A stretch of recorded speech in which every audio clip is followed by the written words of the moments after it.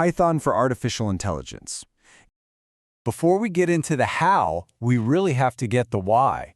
What is it about Python that's made it the engine behind pretty much all of modern AI? You know, from chatbots to self-driving cars.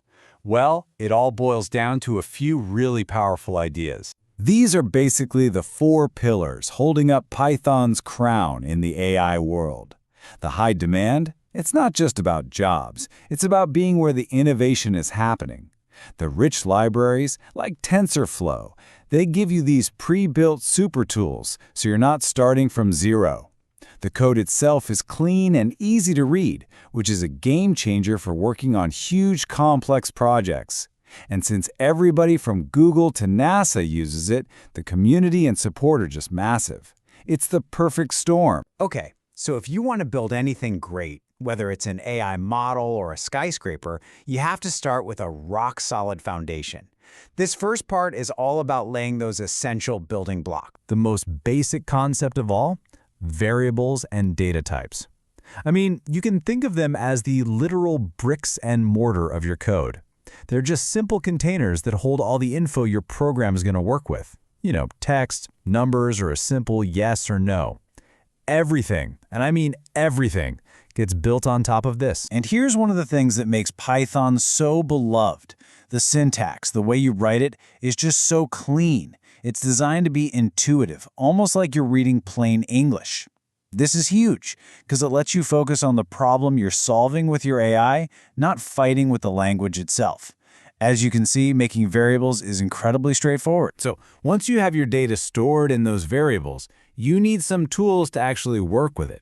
That's where operators come in. They let you do math, they let you compare things to see if they're equal, and they let you build logic. These are the wrenches and screwdrivers in your coding toolbox. Oh, right. Our foundation is poured. It's time to build up. We're now putting together the core framework of our skyscraper. This is all about programming logic, the steel beams that give your code its shape and allow it to actually think and make decisions. The main tool for making your code think is something called control flow, usually with a simple if-else statement.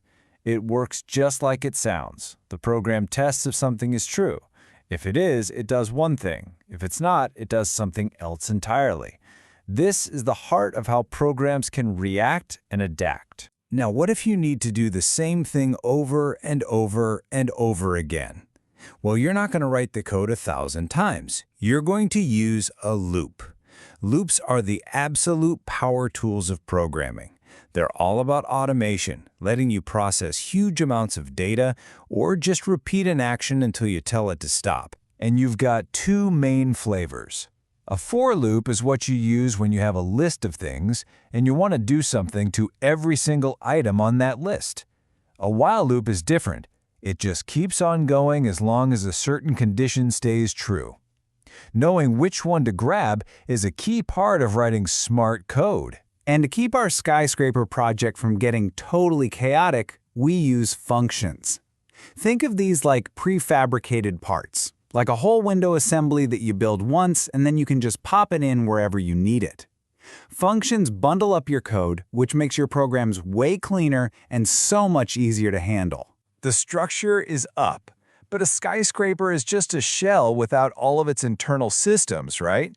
So now it's time to install the plumbing, the electricity, the elevators, all the essential stuff that makes your project truly functional. Here's where the real magic of Python comes into play. You almost never have to build everything from the ground up. With one simple command, import, you can pull in these incredibly powerful toolkits for any task you can imagine, from wrangling data with pandas to building neural networks with TensorFlow. You're literally standing on the shoulders of giants. This toolkit also includes these absolutely vital techniques. File handling lets your AI actually read data from the real world and save its work. Exception handling is crucial. It's how you build tough programs that don't just crash the second something unexpected happens. And getting good with data structures, well, that's how you organize all your information so your AI can make sense of it. Our skyscraper is almost finished. So now, let's take that express elevator all the way to the top, to the penthouse. Let's get a quick look at the path that leads to real, true mastery. These are the ideas that let you build seriously powerful, professional-level stuff. Now, the road ahead is pretty exciting. You'll run into things like object-oriented programming, which is just a powerful way to organize massive programs. You'll learn about concurrency, which lets your app do multiple things at once, and you'll master incredible tools like regular expressions for finding patterns in text. These are the skills that separate the good programmers from the great ones. But you know, mastery isn't just about the code. It's about professional habits. You'll start using virtual environments to keep all your different AI projects neat and separate. You'll use type hinting to make your code clearer and catch bugs before they even happen. These are the things that pro developers do every single day. So here it is, the whole journey on a single map. It's a totally logical path. You start with the foundation of variables, you build the core logic, you install the essential tools, and then you're on your way to mastery. Every single step builds on the one before it, taking you from the ground floor right up to the penthouse. So there you have it. That's your 5-minute roadmap to Python for AI. We've gone from the very first bricks all the way to the penthouse view. The path is clear. So the only real question left is, what amazing thing are you going to build first?